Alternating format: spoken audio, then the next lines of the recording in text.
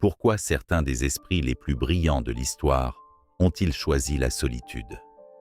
Qu'est-ce qui pousse les grands penseurs à rejeter la vie sociale? L'isolement est-il une malédiction ou un privilège destiné à ceux qui sont intellectuellement supérieurs? Arthur Schopenhauer, l'un des philosophes les plus pessimistes et visionnaires du XIXe siècle, avait une réponse à ces questions, et elle n'était pas du tout favorable à la société. Pour lui, le monde était plein de gens superficiels, poussés par des impulsions égoïstes, pris dans des bavardages mesquins et des distractions vulgaires. Le génie, par son essence même, exigeait de prendre ses distances avec ce spectacle médiocre. Comme il l'écrivait lui-même, la solitude est le destin de tous les esprits exceptionnels. Mais avait-il raison? Ou ce mépris de la coexistence sociale n'est-il que le reflet de la difficulté de se connecter aux autres? Pensez à des noms comme Nikola Tesla, Emily Dickinson ou Ludwig Wittgenstein, tous reconnus pour leur génie et, curieusement, pour leur isolement. Sont-ils des exemples d'une intelligence qui transcende les âmes ordinaires, ou simplement des esprits incompris, condamnés à errer seuls dans le monde? Aujourd'hui, nous allons explorer les idées de Schopenhauer pour comprendre pourquoi les gens intelligents semblent accorder moins d'importance à la vie sociale, et s'il s'agit vraiment d'un avantage ou simplement d'une forme sophistiquée d'aliénation. Maintenant que vous y réfléchissez, passons au premier point. Imaginez un génie complètement absorbé par ses propres pensées, imprégné de théories complexes, tandis que le monde autour de lui suit son cours. Alors que tout le monde parle de futilité, il contemple la condition de l'humanité. Alors que d'autres discutent de banalité, il déchiffre les mystères de l'univers. Il cherche à comprendre l'essence de l'existence et, inévitablement, se retrouve isolé. Pour Arthur Schopenhauer, cette distanciation n'était pas un choix, mais une conséquence naturelle de la supériorité intellectuelle. Selon lui, plus une personne s'élève intellectuellement, plus il devient difficile de trouver quelqu'un à ses côtés pour partager des idées et des sentiments profonds. Une intelligence supérieure, selon lui, crée une barrière naturelle entre l'individu et la société, car les intérêts et les préoccupations de la majorité sont radicalement différents de ceux qui voient le monde plus largement. L'homme n'est vraiment lui-même que lorsqu'il est seul, et s'il n'aime pas la solitude, il n'aime pas la liberté, car ce n'est que dans la solitude que l'on est pleinement libre. Pour Schopenhauer, la solitude n'était pas un fardeau, mais un refuge essentiel. Il voyait la société comme un espace où l'intellect était souvent réprimé en raison des attentes sociales et des intérêts triviaux de la majorité. Il a observé que ceux qui avaient un intellect supérieur se sentaient souvent mal à l'aise lorsqu'ils essayaient d'interagir avec le monde ordinaire, car ils voyaient au-delà des réalités évidentes et comprises qui échappaient le plus. Cet isolement peut être observé tout au long de l'histoire chez plusieurs esprits brillants. Nikola Tesla, par exemple, a passé une grande partie de sa vie dans la solitude, évitant autant que possible le contact humain, car il pensait que cela gênerait son travail. Nietzsche, un autre penseur qui valorisait la solitude, a déclaré que la foule est une mer où se noient les esprits libres. Cependant, cet isolement a un prix.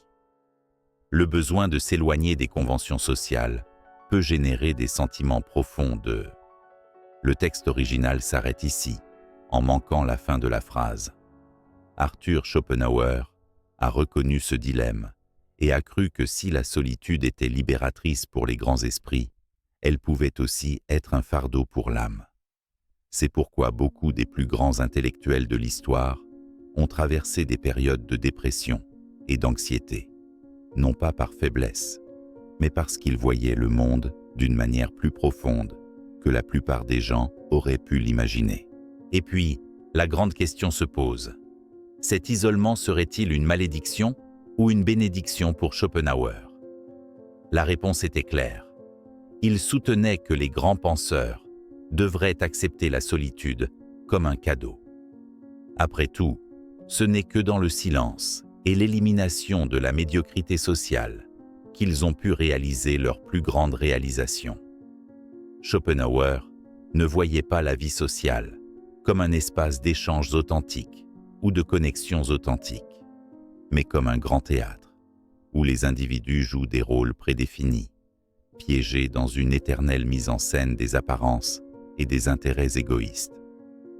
Pour lui, la société n'était rien de plus qu'une scène où les gens agissaient les uns pour les autres, cachant leurs véritables intentions derrière des masques soigneusement construits. La sociabilité, pour la majorité, n'était qu'une façade sous laquelle ils cachaient leur banalité. Cette vision pessimiste était directement liée à son œuvre principale, Le monde comme volonté et représentation, où il soutenait que tout ce que nous percevons n'est rien de plus qu'une projection de notre esprit. Pour lui, la vie sociale était une illusion, un spectacle qui détournait les individus de la vraie connaissance d'eux-mêmes et de la nature. Schopenhauer croyait que la plupart des gens étaient piégés dans des préoccupations triviales, des commérages, des disputes sur le statut et la reconnaissance. Selon lui, l'être humain moyen était esclave de la volonté, une impulsion aveugle et irrationnelle qui gouverne nos actions et nous maintient piégés dans des désirs infinis. La recherche de la validation sociale était, pour lui, le reflet de cette volonté incontrôlable, et c'est là que résidait le problème. Alors que la plupart se perdaient dans cette routine superficielle, ceux qui avaient un intellect plus aiguisé voyaient tout d'une manière presque cruelle. La société ressemblait à un jeu où les interactions dépassaient rarement la surface. Ce mépris de la vie sociale n'était pas propre à Schopenhauer. D'autres grands penseurs ont également exprimé leur dédain pour la superficialité de la société. Nietzsche, par exemple, a dit que les convictions sont des ennemis plus dangereux de la vérité que les mensonges, soulignant comment les gens préfèrent s'accrocher à des illusions plutôt que de faire face à la vérité, honnêtement. Ce conflit entre la poursuite de la connaissance et les exigences de la vie sociale a créé un fossé infranchissable entre les esprits les plus brillants et le reste du monde. Une solitude prolongée peut conduire à la désillusion, à l'apathie et même au mépris du monde extérieur.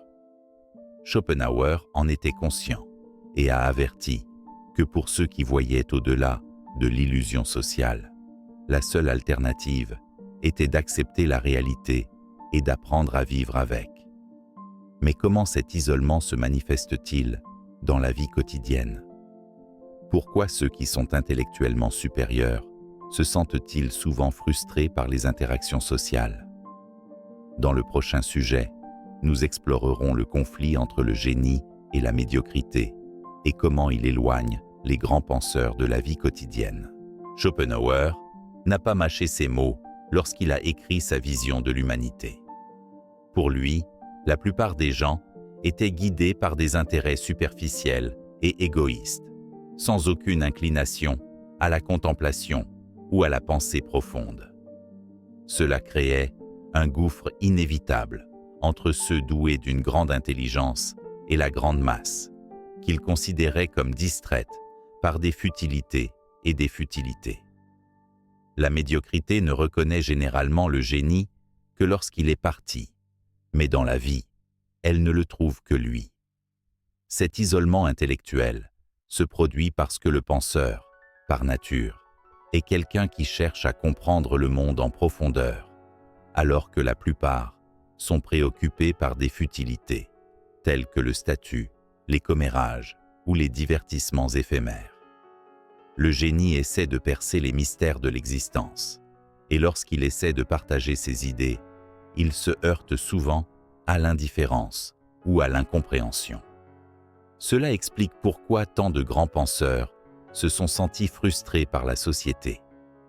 Schopenhauer lui-même méprisait la coexistence avec les gens ordinaires, parce qu'il croyait que la médiocrité de la majorité étouffait le génie de quelques-uns. Cette pensée fait écho à la célèbre déclaration de Voltaire. Le secret pour ennuyer les gens, c'est de leur dire tout ce que vous savez. Le problème n'est pas seulement la difficulté de la communication, mais la différence d'intérêt. Le génie recherche les vérités universelles, tandis que la plupart recherchent le plaisir et la distraction. Ce conflit est inévitable pour Schopenhauer. Ce déséquilibre intellectuel a fait de la coexistence sociale un fardeau pour ceux qui ont un esprit élevé. Nous pouvons observer cette dynamique chez plusieurs personnages historiques. Nikola Tesla, par exemple, évitait les événements sociaux et les interactions triviales, les considérant comme une perte de temps. Isaac Newton était connu pour son isolement et son impatience avec les conversations mondaines. Et même Einstein, l'un des scientifiques les plus célèbres de l'histoire, a admis qu'il préférait la solitude à la compagnie de personnes qui ne partageaient pas son intérêt pour les idées profondes. Cependant, cette distanciation vis-à-vis de la société n'est pas toujours un choix de génie. Souvent, la société elle-même rejette ceux qui pensent de manière innovante et inhabituelle, parce que l'inhabituel génère de l'inconfort et de la résistance. Nietzsche a appelé ce phénomène « ressentiment de la médiocrité ». La tendance des gens ordinaires à mépriser et à attaquer ce qu'ils ne comprennent pas ou qui les fait se sentir inférieurs. Ainsi, le génie non seulement s'éloigne de son plein gré, mais il est aussi chassé par l'hostilité du monde qui l'entoure. Cette solitude forcée peut conduire à des sentiments d'aliénation et même de mépris pour la vie sociale. Cela nous amène à une question fondamentale. Le monde est-il un endroit hostile pour les grands penseurs? Comment devrait-il faire face à cette réalité? Schopenhauer croyait que la solution ne résidait pas dans la tentative de s'intégrer dans la société, mais dans l'acceptation et la culture de la solitude comme refuge pour la pensée et la contemplation. Pour lui, la solitude était à la fois le destin et un choix. Il voyait l'isolement comme le résultat inévitable d'une intelligence supérieure, alors que l'homme moyen ne supporte pas la solitude, car il ne se sent bien qu'en compagnie des autres. L'homme élevé recherche la solitude parce qu'il s'y trouve. Cette vision nous conduit à un point essentiel. La solitude n'est pas une punition, mais un privilège. Elle offre au penseur la possibilité de s'immerger en lui-même, dans ses propres idées, sans distraction, ni besoin de se conformer à des conventions sociales vides. Dans cet espace, la créativité s'épanouit et est composée de celle des plus grands penseurs et artistes de l'histoire. Faites de la solitude votre allié. Emily Dickinson a passé la majeure partie de sa vie recluse, se consacrant à l'écriture. Kant, avec sa routine méticuleuse, évitait les événements sociaux. Beethoven, dans sa surdité grandissante, a trouvé dans l'isolement la force de composer des symphonies immortelles. La solitude non seulement approfondit la pensée, mais préserve l'authenticité du génie. Schopenhauer a averti qu'une implication sociale excessive peut disperser l'esprit brillant, compromettant sa clarté. Cette idée fait écho au concept bouddhiste de détachement. L'une des grandes philosophies de Schopenhauer enseignait que l'attachement au monde extérieur et les interactions sociales génèrent de la souffrance. La vraie croissance naît de l'introspection et de l'abandon des illusions matérielles. Cependant, il y a un dilemme. Les êtres humains sont, par nature, sociaux. La recherche d'appartenance fait partie de notre biologie, et la solitude prolongée peut générer de l'angoisse. Même les plus grands penseurs, tout en valorisant l'isolement, en ont souffert. Nietzsche, par exemple, voyait la solitude comme un chemin vers la grandeur, mais admettait sa douleur. Dans Ainsi parlait Zarathustra, il décrit le philosophe comme un ermite qui descend de la montagne pour partager la sagesse, mais qui est rejeté et incompris. Ce dilemme est réel. Le retrait de la société est synonyme de liberté, mais il porte un poids existentiel difficile à porter. Schopenhauer, cependant, a proposé une solution: la distance philosophique. Il croyait que même si le génie ne s'intégrerait jamais complètement dans la société, il était possible d'interagir avec le monde sans être affecté par sa médiocrité. Une neutralité affective permettait de vivre parmi les autres sans trop s'impliquer. Cette stratégie nous amène à la question centrale: comment naviguer dans le monde sans être absorbé par sa superficialité? Si avoir un esprit brillant signifie finir seul, comment les grands penseurs parviennent-ils à vivre en société sans se sentir étouffés? La réponse de Schopenhauer était un détachement philosophique. Le bonheur, pour lui, appartenait à ceux qui se suffisaient à eux-mêmes. Le secret n'était pas d'essayer de s'intégrer ou de changer les autres, mais de développer une attitude de détachement serein, comme un observateur qui analyse la réalité sans se laisser affecter. Il a suggéré d'affronter la médiocrité du monde avec curiosité, mais sans implication émotionnelle. Cela signifiait accepter la banalité de la vie sociale sans irritation, comprendre les limites des autres sans frustration et maintenir l'indépendance mentale sans chercher de validation externe. Ce point de vue n'est pas sans rappeler le stoïcisme, qui prônait le contrôle des émotions face à l'adversité. Marc Aurèle, dans ses Méditations, a écrit « Donnez-vous le don de l'indifférence à ce qui échappe à votre contrôle. Le monde sera toujours plein de distractions futiles, mais c'est à l'individu de décider ce qui mérite son attention.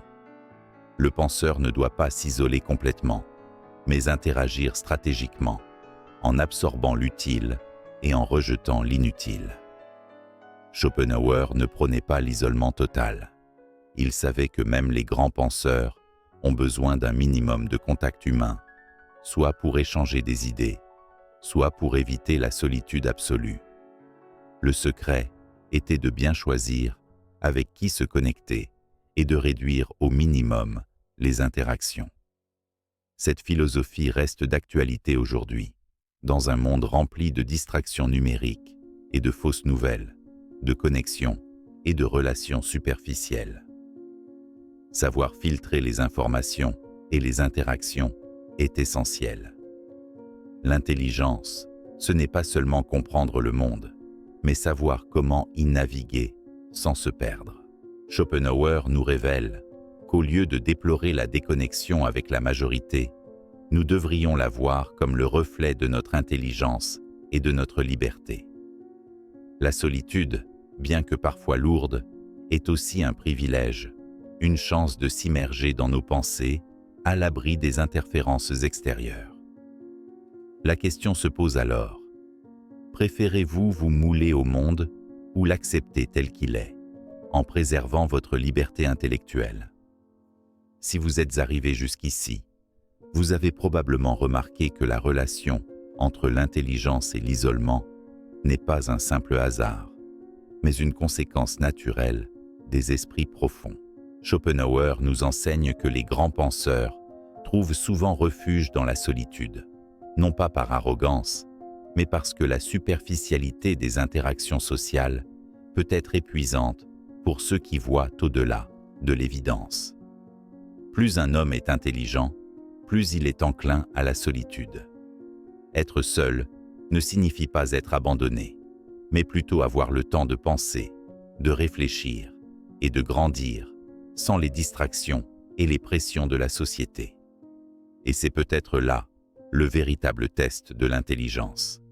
Savoir trouver l'équilibre entre le monde et l'introspection.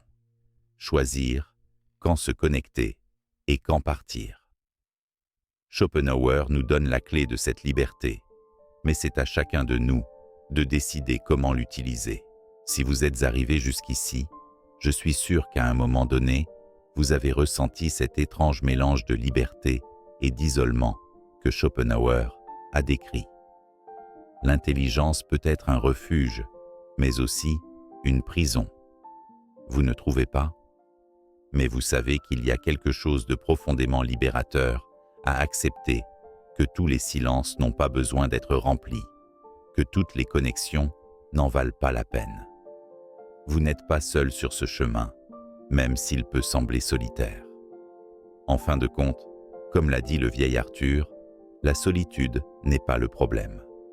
Le problème, c'est la mauvaise entreprise. Je me souviens d'une fois où, après des heures perdues dans un livre, je regardais le mur, réfléchissant à une grande idée, jusqu'à ce que quelqu'un interrompe mon moment philosophique pour me demander si j'avais vu le dernier roman ou si j'étais au courant des ragots du moment. C'est à ce moment-là que j'ai réalisé que ce n'est pas de l'arrogance que de vouloir des conversations plus profondes. C'est une nécessité. Si cela vous est déjà arrivé, savez-vous à quel point il est frustrant d'avoir l'impression de parler une autre langue, comme si votre esprit naviguait sur un océan pendant que d'autres insistent pour barboter dans une flaque d'eau. Mais vous savez qu'il y a un bon côté à cela. Vous n'avez pas à vous perdre dans le bruit. Vous avez le privilège de choisir votre solitude. Maintenant, passons aux choses sérieuses. Si vous avez aimé cette vidéo, vous savez déjà quoi faire. Likez, laissez votre commentaire ci-dessous et abonnez-vous à la chaîne. Ou, si vous préférez, vous pouvez sauter tout cela et revenir à cette conversation fascinante sur la météo et les dernières tendances TikTok. Mais soyons honnêtes, si vous êtes arrivé jusqu'ici, vous savez que vous méritez des débats un peu plus stimulants, n'est-ce pas? Et si cette vidéo vous a fait réfléchir, attendez de voir ce que je vous ai préparé. 2 vidéos qui vous rendront encore plus agités, dans le bon sens, bien sûr. Mais je vous préviens, une fois que vous les verrez, vous ne verrez peut-être plus jamais le monde de la même façon. Cliquez à vos risques et périls.